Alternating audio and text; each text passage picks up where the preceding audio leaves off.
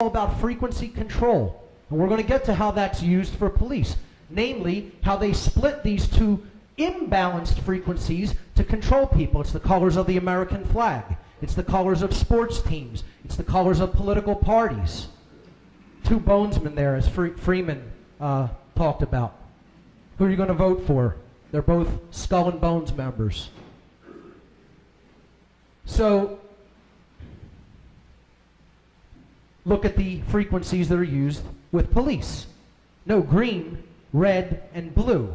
And it's above their head, these lights. That's another theme we're going to see repeated over and over again. The placement of mocking colors or symbols on the head. Okay? So right above the head of that police, what they're telling them with those lights is you're in a state of complete brain imbalance. You're in the red and the blue. You're in the red because you're a male dominator attempting to control other people. You're in the blue because you follow our orders. Okay? You're in the right brain there. So you're in a complete state of imbalance in the brain. And they tell them that openly. Not openly, but through symbolism. In their way, it's an open form of communication because they're initiated into that knowledge. To the police, they have no idea what they're being told because they are illiterate of that form of symbolism. That's why they're called the boys in blue. It's another form of subtle occult mockery. They're being told, we own you, and you'll do whatever we say because you're in that state of blue, right, which is subservience toward the right brain to your masters.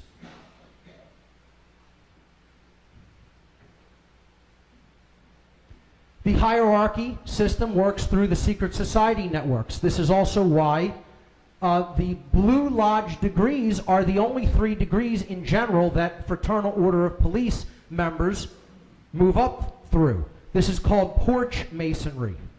Okay, not being initiated into the higher levels of knowledge, but basically operating in a form of a brotherhood of you scratch my back, I'll scratch yours. If crimes are committed, we'll cover them up for each other, etc., and so forth. And this is not how true Freemasonry is intended to be carried out. It is intended to be a system that teaches morality, ethics, and the understanding of natural law. And it is in a deplorable state in the world today. It has fallen. So I'm going to get into some Freemasonic symbolism to show how police are mocked through this as well. This is the first degree tracing board of the entered apprentice degree. You see the checkerboard floor of the house. This is known as the Temple of Solomon on this tracing board, okay? The checkerboard floor of the house represents base consciousness, unconsciousness in general, not understanding one's spiritual nature, not understanding natural law. You don't know what good is, you don't know what evil is. You're ignorant of both. Okay? You're as low as it gets. You can't go any further than the floor. Okay? The object is to get off the floor and climb the ladder to higher consciousness.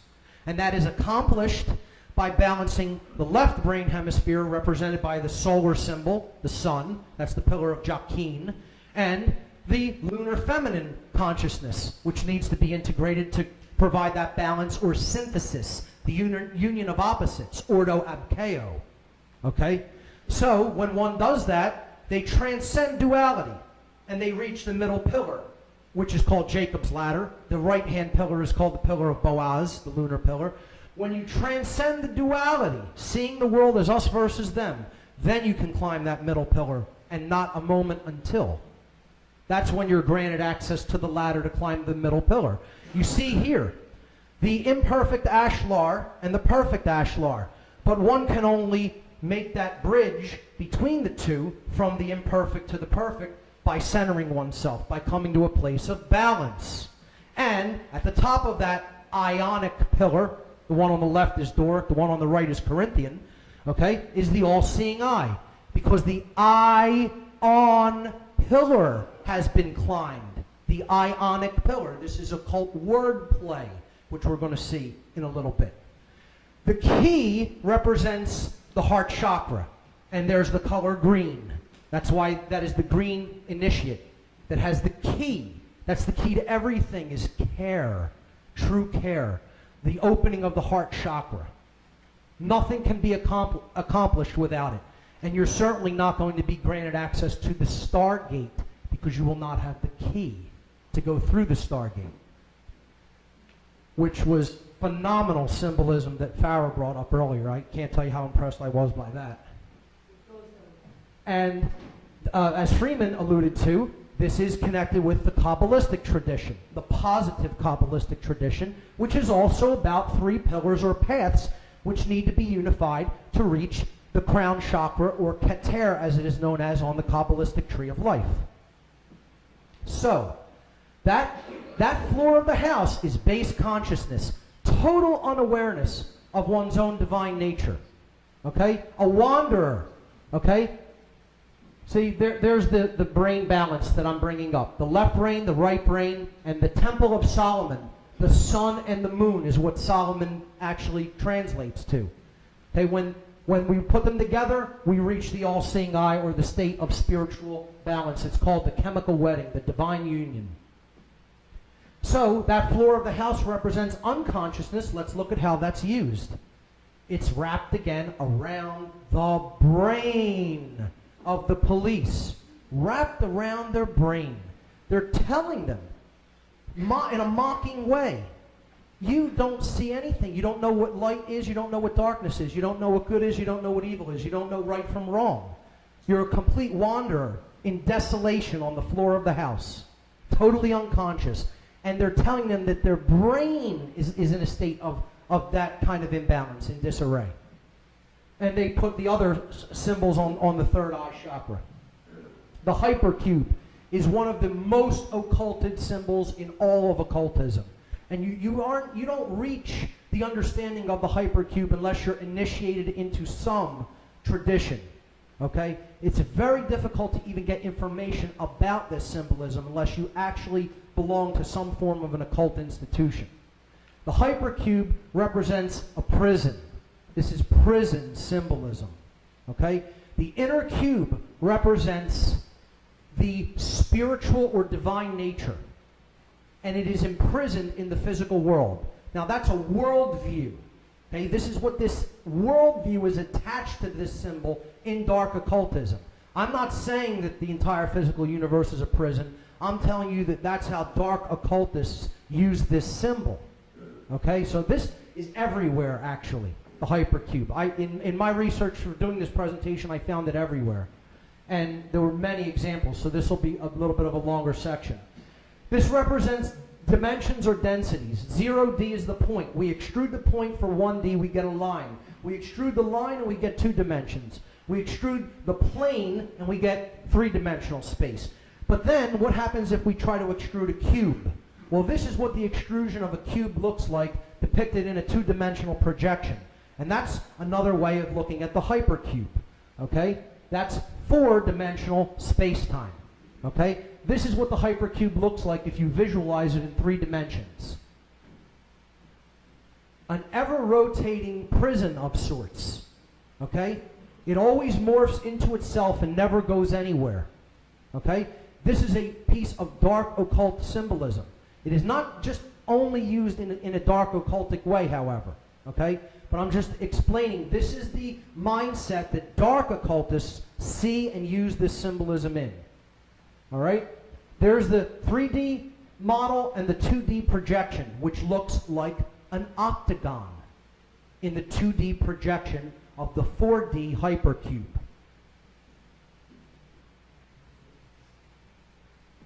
Where do we see the octagon? Again, on top of the crown chakra now. They attack the third eye chakra with satanic symbolism, and now with more dark occult symbolism, a black octagon on the crown chakra. There it is. When are these individuals going to wake up and stop thinking in terms of dualism as us versus them? I wonder, I ask that question. Now, another way of looking at the hypercube is 2 squares. And this is also, it's difficult to find accurate information about this unless you are going into some form of occult school and learning it from themselves to see how they view this symbolism. So here we see the two squares on the Sussex police logo.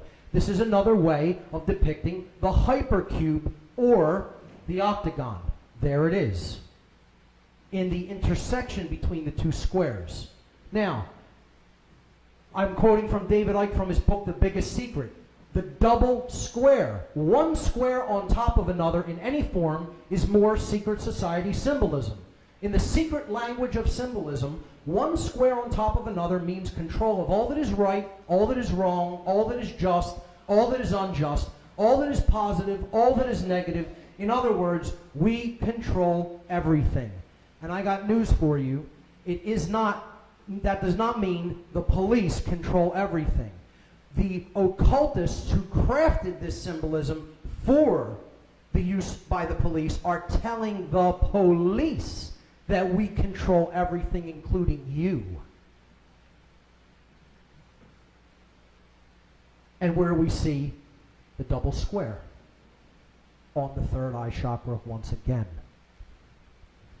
There's the octagon, combined with the floor of the house. There it is again.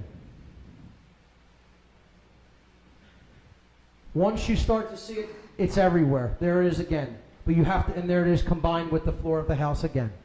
Mocking these people brutally, wordlessly, because they know nothing of occult symbolism. Hell, they know they've barely read a book in their lives, let alone understand anything about the occult. And I'm sorry to say that, but it just happens to be the case.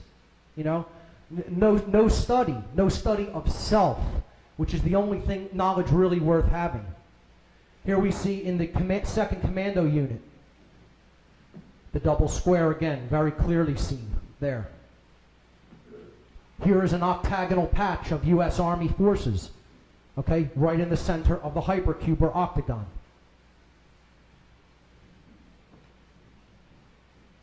Again, returning to that Medal of Valor, which I said is one of the most